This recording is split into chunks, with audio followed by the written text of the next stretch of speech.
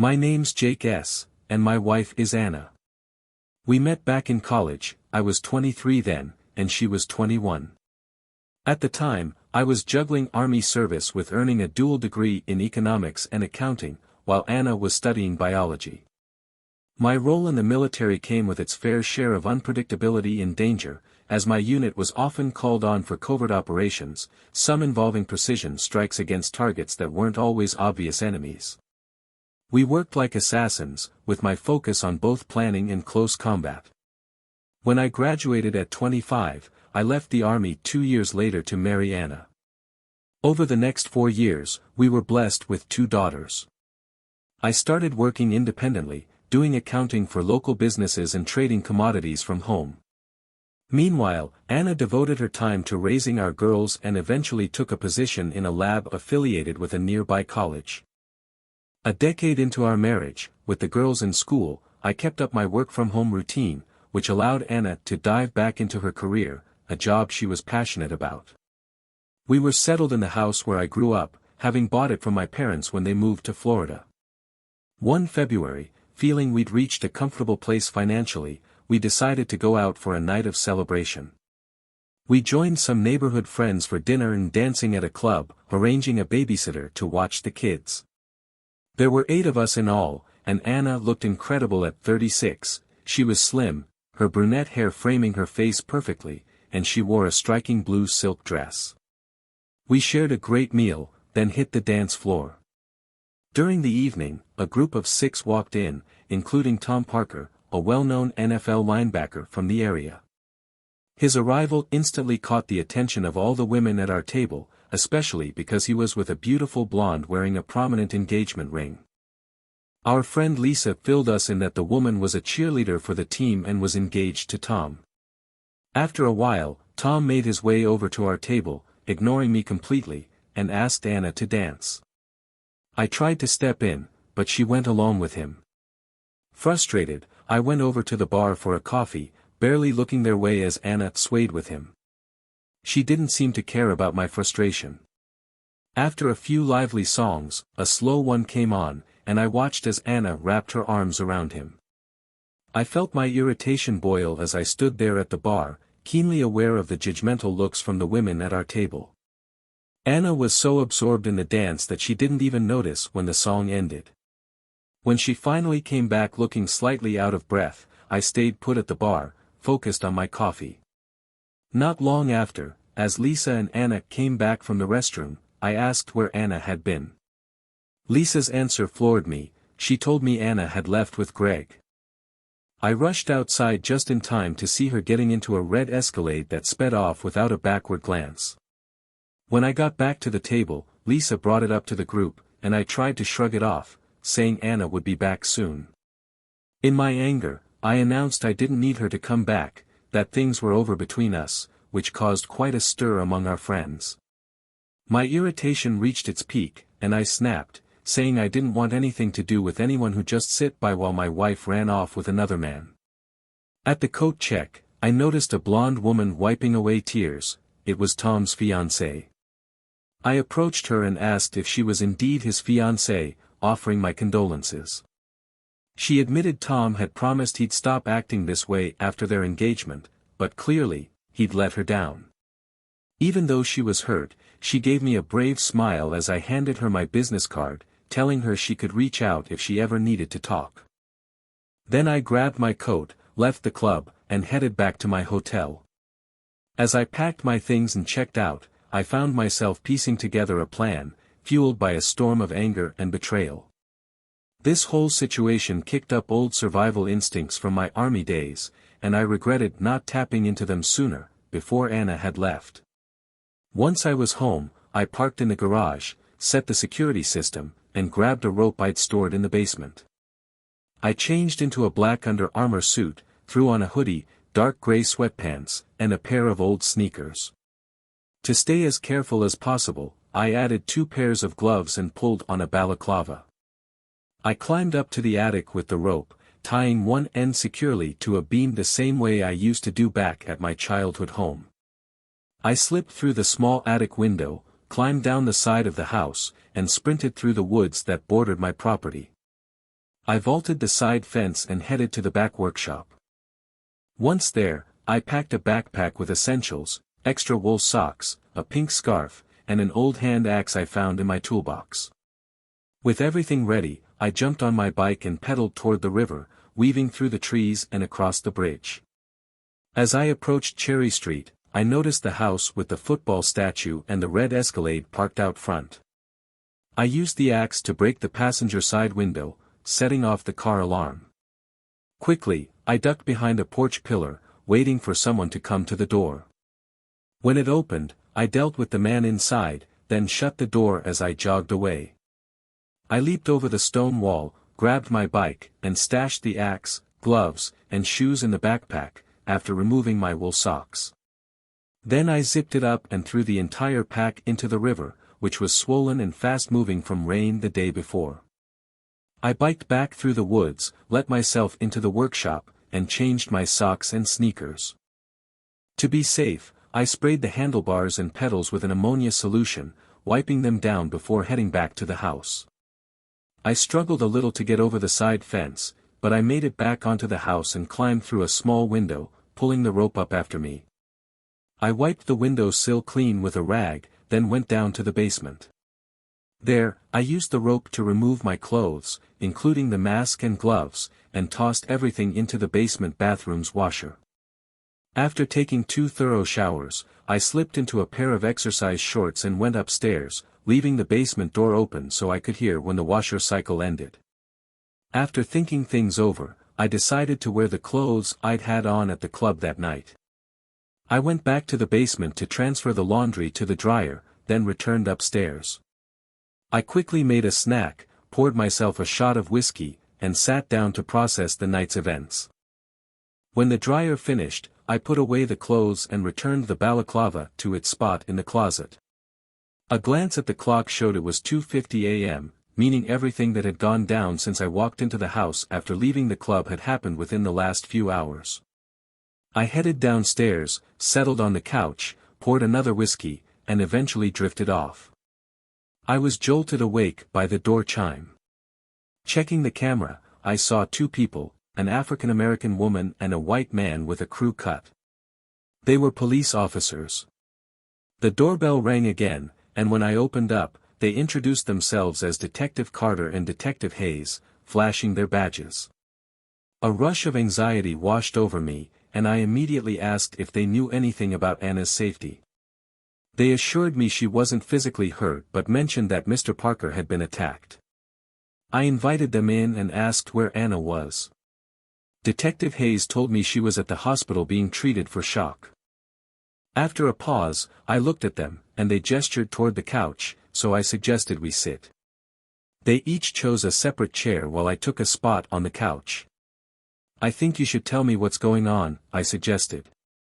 Detective Hayes repeated my request, asking me to explain what I'd been doing since Anna left the club with Parker.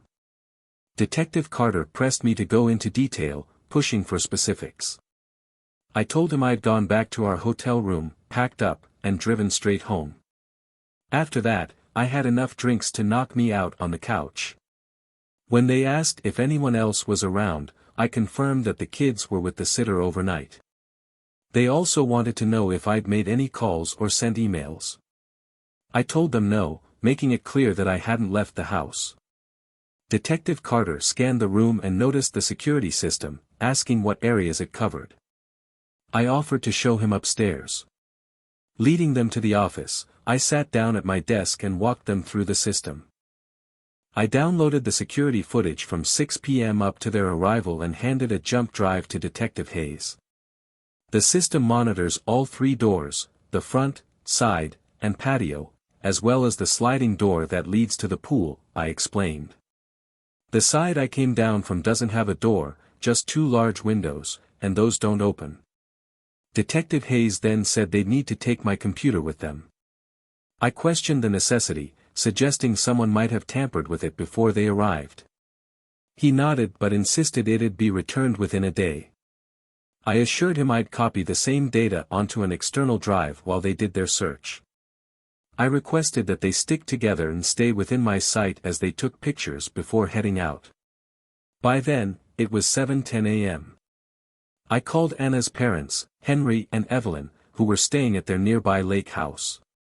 Henry was stunned by Anna's actions, though Evelyn sounded less shocked. When she asked if I planned to see Anna, I firmly said no, expressing my reluctance to have anything to do with her after what happened. I told them that, while Parker's attack was unfortunate, it wasn't my responsibility. He had a history of behavior like this. I made it clear that once Anna was released from the hospital, she needed to stay away from me and the house, and we could arrange for her things. Henry suggested I move out and let Anna stay, but I stood firm. This was my house, not community property. The call ended on a tense note, and I called my parents in Florida to let them know what had happened. They were shocked, too. My dad even mentioned hearing about Parker's assault and death, which honestly didn't surprise me. Just then, the landline rang. It was Donna, asking if I knew where Anna was after hearing about the incident. I told her Anna was in the hospital for shock and made it clear I had no interest in seeing her. Donna urged me to support Anna, but I insisted I couldn't do that after what she'd done. The conversation got heated, with Donna calling me selfish before hanging up. I took a long shower, got dressed, and went to pick up the kids from the sitter around 8 a.m. When we got home, the girls asked about their mom, and I told them she wouldn't be around that day. I suggested we go on with our plans, and once they changed into their soccer outfits, I drove them to the field for their noon and 1:30 p.m. games. Watching them play was the first time I felt any peace that day, and afterward, we stopped for ice cream before heading home. Back at the house, I found a few messages on my muted phone. One from Anna's parents said she was at St. Jude's Hospital and wasn't talking. Another was from a doctor asking for a call back. There was also a message from Donna, saying that Anna was with the police and not communicating with anyone. She suggested I cool down and bring the girls to see her. I called the girls downstairs to explain that their mom was in the hospital, not physically hurt but emotionally shaken. They wanted to know why, and after some hesitation, I decided to be honest. "Your mom went to a famous football player's house last night," I started carefully, "but something happened there. He was attacked, and although she wasn't hurt, she likely found him afterward, which is why she's in the hospital, in shock." The girls weren't sure about visiting her at first, but I encouraged them to get dressed, and we headed to the hospital. I called Dr. Sarah Walker again, who told me that Anna was traumatized and currently in a catatonic state. When I asked if it would help to bring the kids, she paused, then asked if I planned to visit Anna. I admitted I was reluctant, but I thought having the girls there might help. "They know she was with the football player," I said, "and they're ready to come if you think it'll do some good." Dar. Walker agreed to meet us in room 3 in half an hour. When we arrived, Dr. Walker, a psychiatrist in her late 30s, spoke with us briefly before turning to the girls. She explained that their mom was severely disoriented from the shock and suggested seeing them might be a step toward helping her. The girls were eager to see Anna, so, reluctantly, I led them to the room. Inside, Anna was sitting up in bed, staring blankly at a TV showing cartoons. Grace, my oldest, went over, touched Anna's hand, and called out, "Mom." Lily followed, but there was no reaction. Lily's eyes filled with tears, and soon she was crying. I picked her up, feeling powerless, as I looked at Anna's empty expression. I gently took Grace's hand and led them both out, unsure of what would come next. I told Grace that her mom would come around eventually, suggesting we could visit her again soon. "What if she doesn't wake up?" Lily whispered. "She will," I reassured her, though I couldn't say it with full confidence. Dr. Walker stepped in, saying gently, "Girls, I'll keep you posted when she starts to come back." As we left the hospital, both girls cried quietly in the car, and I wrestled with whether bringing them had been the right call. I wanted them to support their mom, but my frustration over her infidelity hadn't disappeared. I didn't wish this on her, yet a part of me felt she had to face some consequences, just not like this. Tears welled up in my eyes as I drove us home. Once there, I made eggs and toast, involving the girls and the cooking to try to lift their spirits. After breakfast, I put on a movie for them and stepped into my office to make a call. I contacted a friend who worked as a public defender, hoping he might have insight into what went down at Parker's place after I'd left. While he couldn't access police reports, he said ambulance run reports might be publicly available. I asked him to check, then went back to the living room to sit with the girls, though my mind was whirling with questions. An hour later, my friend called back, and shortly after, he emailed me the ambulance run report. The details were gut-wrenching. Anna had been found holding Parker's bloody head in her lap, wearing only a thin robe, and muttering, "No," over and over. She'd been taken to the hospital, unresponsive. An officer had asked if she'd seen who attacked him, but she hadn't answered. As I read through the report, a deep nausea settled in my stomach, and I felt like everything around me was falling apart.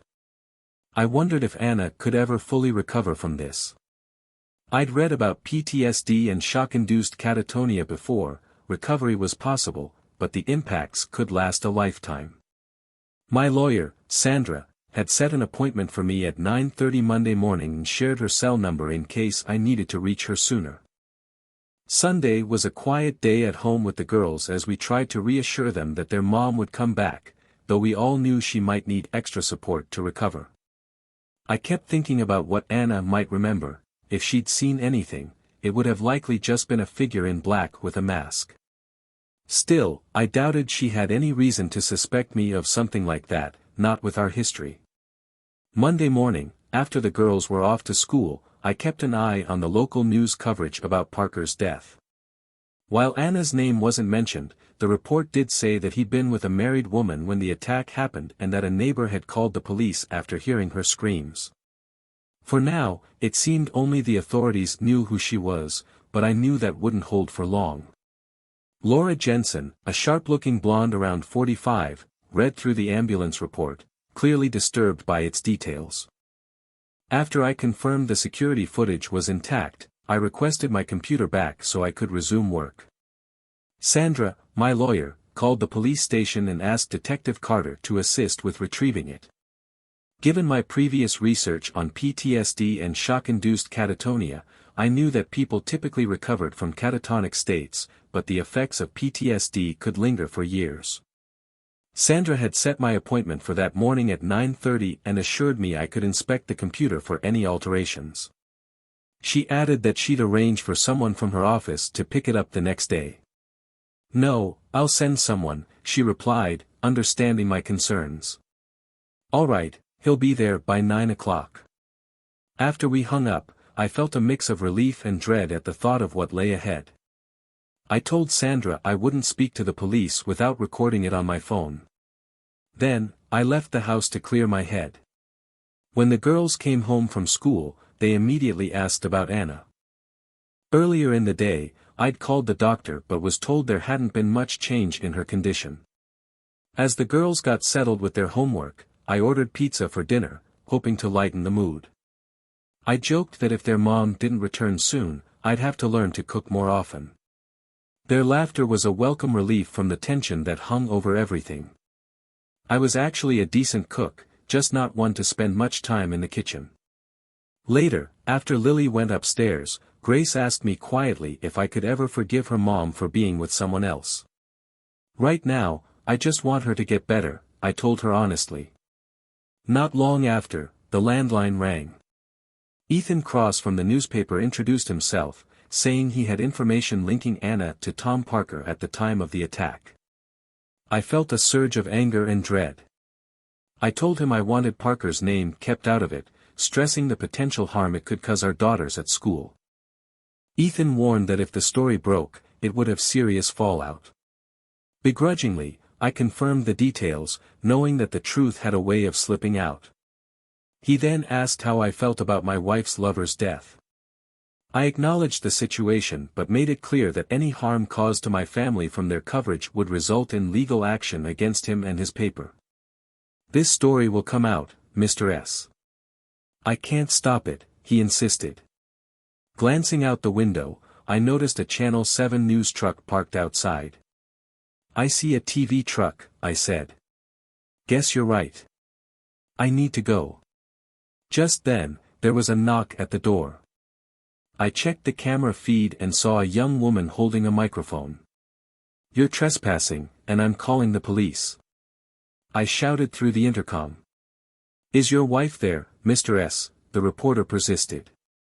I quickly called the local precinct, asking them to send someone to remove the insistent reporter from my porch. They responded swiftly, dispersing the crowd, though 4 news trucks still remained. I reached out to Dr. Walker, urging her to do whatever she could to shield Anna from the media frenzy. We talked about possibly relocating and adjusting the girls' schooling, but the girls made it clear they wanted to stay in their current school, even if we moved. I told her I'd give it some thought. Next, I called my lawyer, Sandra, for guidance.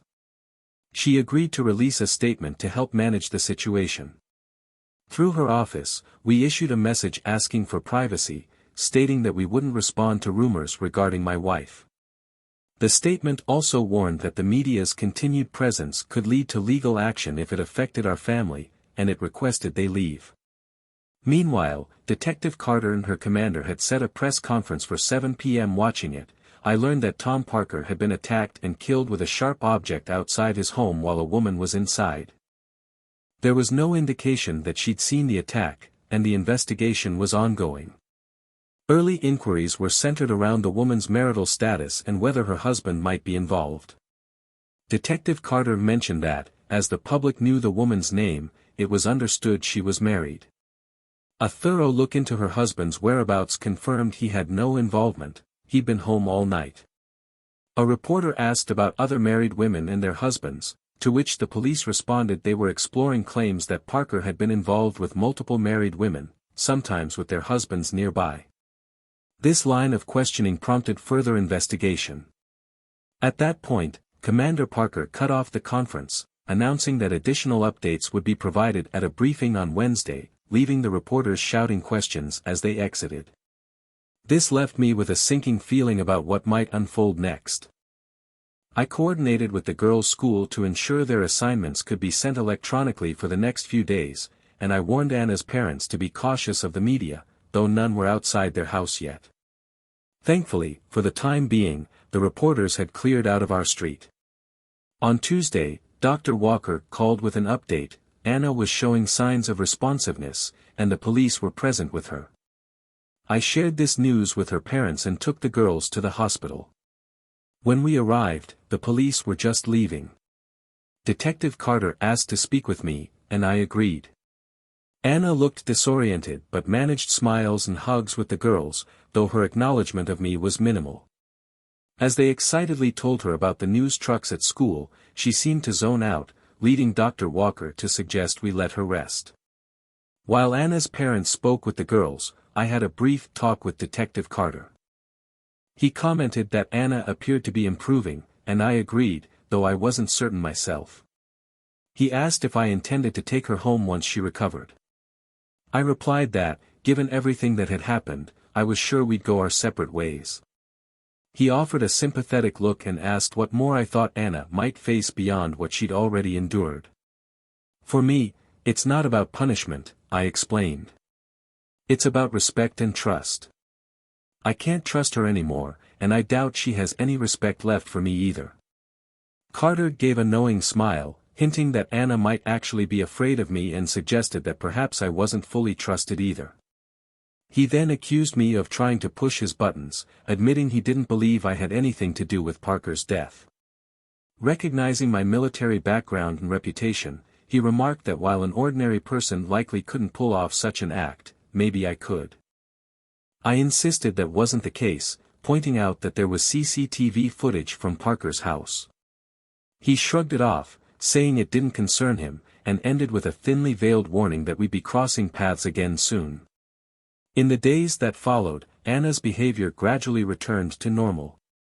I visited her daily with the girls, though I kept my time in the room brief. On the 4th day, the day she was scheduled for discharge, Anna asked if we could talk privately. I sent the girls out, and she began to speak. "I'm so sorry for everything," she said, her voice unsteady. "I know I embarrassed you, and you deserve more than just an apology. She expressed a wish to come home and mentioned the media outside, suggesting she could sneak out to avoid drawing more attention for the girl's sake. I looked at her for a long moment and said she seemed to be skilled at sneaking out. She avoided eye contact and muttered something about checking with security. I can't say I really want you around right now, I told her, but for now, I don't have much choice. I voiced my concerns about her choices and asked if she'd slept with Parker. She claimed they had been undressed in bed when the commotion started. I stared at her, knowing she wasn't being truthful. Trusting her felt impossible now. I think we'll just take things one day at a time, I suggested, cautiously hinting that regaining trust would take considerable effort. Despite everything, I told her I still cared about her, then left the room.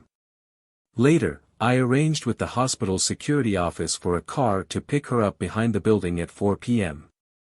The plan went off without a hitch, and she arrived home around 4:45, greeted by the kids and her parents. I had already set up a bed for myself in my office, while Anna would be staying in our room. The rest of the evening was filled with an awkwardness that was hard to shake, with Anna, her mom, and the kids around. I joined a game of Monopoly in the living room, then slipped out to the patio with my dad for a private talk. Henry asked about my plans.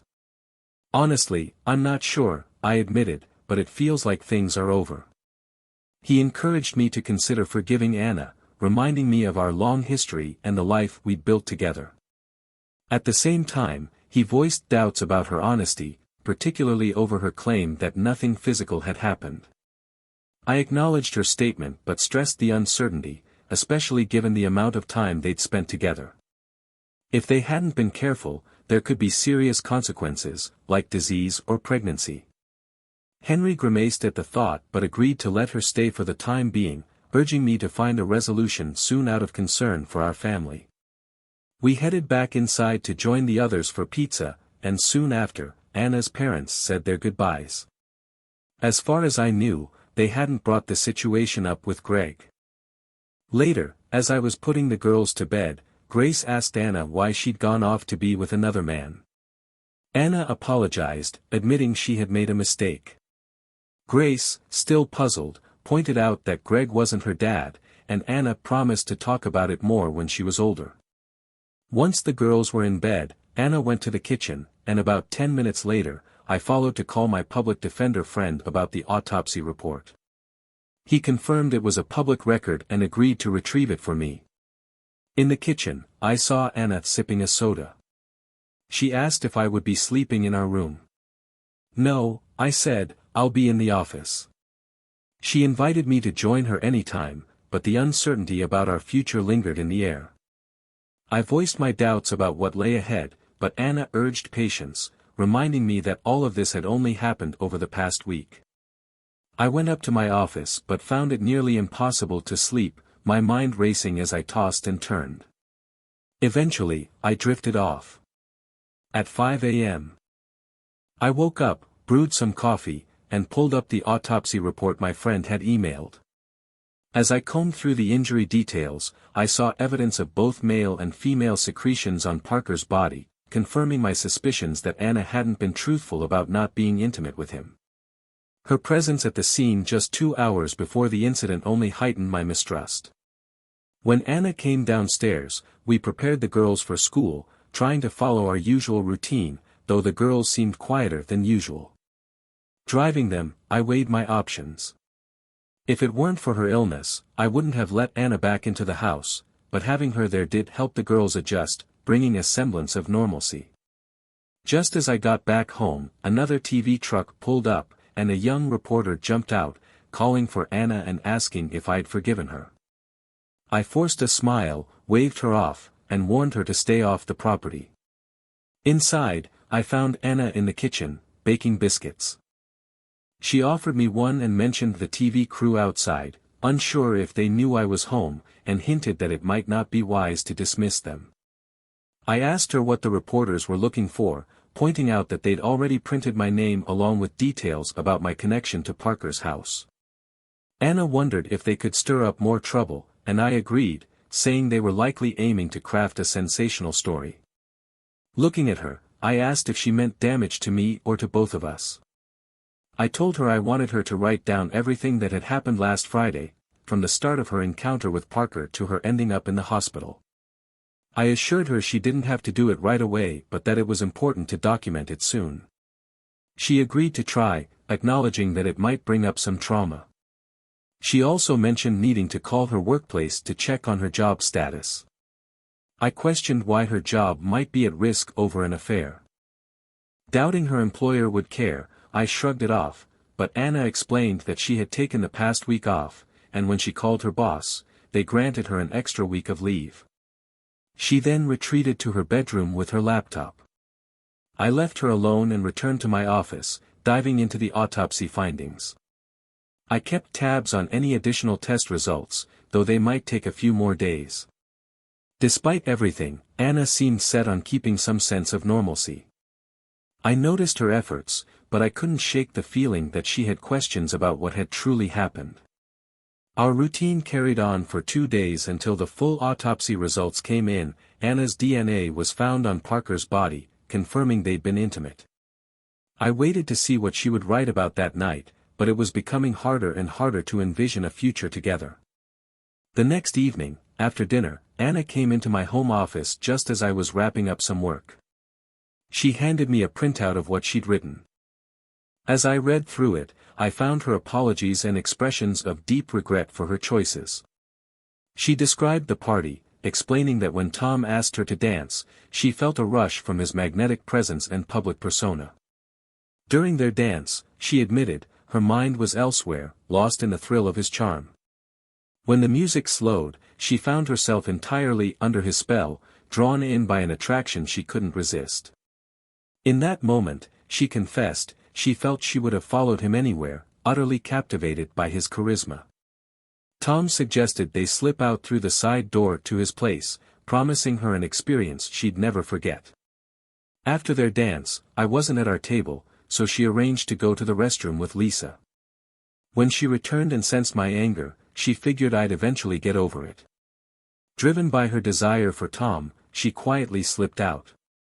On the drive to his house, he kissed her and carried her up to his bedroom, where they shared an intimate moment. As she lay there, trying to calm her racing heart, a car alarm suddenly broke the quiet. Tom got up, telling her to stay put. From the window, she tried to look outside but couldn't see much over the porch roof, though she did catch a glimpse of a figure dressed in black, vaulting over the fence as he fled. Panic set in, and she quickly grabbed a robe and hurried to the front door. There, she found Tom lying in the driveway, fatally injured. A wave of guilt crashed over her, leaving her feeling responsible for this tragic turn. When the police arrived, they took her to the hospital, where she was barely holding it together. She apologized repeatedly, her voice filled with a mix of love and confusion. With tears streaming down her face, she asked if I was the person she had seen fleeing that night. I assured her I'd been home, numbing myself with alcohol, grieving over the collapse of our marriage and the chaos about to engulf our family. I admitted to feeling a burning resentment but reminded her that the police had verified my alibi through the security footage. She acknowledged the evidence, but I cut her off, telling her bluntly that Parker got what he deserved. Anna looked visibly shaken, disagreeing and insisting he didn't deserve such a fate. She even claimed he had been a positive influence, someone kind and important to her.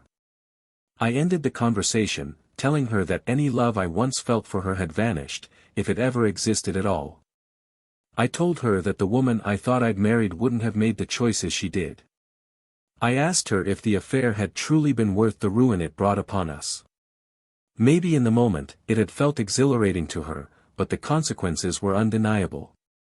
I found myself wondering what might have happened if I had returned the next day instead, if things had somehow gone differently. But with Tom dead, there was no going back. In a fit of desperation, she accused me of killing him and stormed out of the room, leaving me in stunned silence. Under my breath, I muttered that she was the one who bore responsibility for his death. From that moment, a deep coldness settled between us. I resolved not to explain myself to her or try to fix what was left, choosing instead to keep my knowledge of that night to myself, suspecting she might use it against me if pushed. She had made it clear that, had Tom survived, she might have faced the consequences willingly. While she hadn't said it outright, the sentiment was plain to see. A few weeks later, I filed for divorce and requested custody of the kids so they could remain in our home. Since Anna still had her job, I didn't ask for alimony or child support, offering her flexible visitation rights. As she continued to recover, I insisted she move out, so she went to stay with her parents. Soon after, I had her served with the divorce papers. Her father called, urging me to reconsider, saying Anna was devastated. I told him she needed to face that and suggested he get her a good lawyer. His frustration was obvious, though I wasn't sure if it was directed at her or at me. He asked about visitation, and I said Anna could come by any night and stay until the girls went to bed. The next day, she arrived at 5 o'clock. I made macaroni and cheese, and we all sat together, trying to keep things as normal as possible for the girls. After dinner, we played board games, forcing smiles for their sake. When they were finally in bed, Anna said she wanted to talk, but I declined. She insisted we needed to work things out for the girls, saying they'd struggle with the adjustment if we split. She suggested we settle quickly so I could arrange visitation, pleading with deep regret and saying she still loved me. But I stood firm. I told her there was no chance of us staying together after her betrayal with that man. It was time for both of us to move on. Anna began to tear up, her quiet sobs filling the room. Although I felt a slight pang of sympathy, it wasn't enough to change my mind. For me, our marriage was truly over. The divorce process went smoothly, and we set up a joint custody arrangement. Anna found an apartment with a large second bedroom to make the girls feel at home, ensuring they felt comfortable in both households. Over time, we settled into a distant but cordial relationship, focused on co-parenting and the girls' well-being. Around 4 months later, I started dating again. With word of my new single status spreading, women from our social circle and my workplace began showing interest. When the girls stayed with Anna, I occasionally brought women home. None of these relationships lasted, but they often felt more fulfilling than my former marriage. I made it a rule to avoid married women. After everything I'd been through, I had no desire to entangle myself in someone else's relationship. Anna seemed to manage well with the girls but dealt with her own loneliness. She was on antidepressants, often fatigued, but continued to work and meet her responsibilities. From what I heard from her parents and the girls, she wasn't seeing anyone. Fast forward 10 years, Grace was heading off to college, and Lily was starting her junior year. They'd adapted well to the custody arrangement and were thriving in school and social life. By then, I'd settled into a steady relationship with a younger woman named Nicole, whom I met one night at a bar. Like me, Nicole was divorced, with 2 kids of her own. Her ex-husband had moved to the West Coast, and when we met, she was 35 and her kids were finishing high school. Eventually, Nicole moved in with me, and I found myself genuinely in love again. Nicole was vibrant, intelligent, and our relationship blossomed. While she might not have had Anna's striking beauty, she had her own charm, and she often turned heads when we went out. Early on, I felt it important to tell her about the chaos surrounding Tom Parker's death, though I spared her the more gruesome details. As time passed, the story faded from public memory, and no arrests were ever made. One Saturday, Detective Hayes showed up at my door. Surprised, I invited him in. He mentioned he'd recently retired and was enjoying his pension. After congratulating him, I asked why he'd stopped by. He confided that he'd always believed I'd killed Parker, though he admitted Parker may have deserved it, even if Anna didn't. I firmly denied having any involvement, and he gave a wry smile, saying he respected whoever did it. I asked why he thought Anna didn't deserve any blame. Hayes suggested that sometimes even married women might act impulsively under the right circumstances, especially if pursued. He speculated that if things had been more discreet, perhaps our marriage could have survived it, but Anna's affair had become too public. I asked about his partner, and he told me she'd been promoted to captain, saying she was a real go-getter. We shook hands, and he left. As for Anna, she eventually made a partial recovery. When we drove Grace to school together, we'd sometimes talk on the way back. One day, I asked how she was doing. She said she was managing and mentioned seeing someone casually. I shared that Nicole and I were in a similar place. Softly, Anna confessed she wished none of it had happened, regretting the chances we'd lost to enjoy our lives as empty nesters. Tears welled up in her eyes, and soon we were both crying. Later, she moved into a friend's apartment, but I sensed she was never able to fully leave the past behind. Perhaps I hadn't completely moved on either. I had to admit I never regretted what happened to Parker, believing it might have spared others from similar pain, a strange, almost altruistic take on a difficult chapter.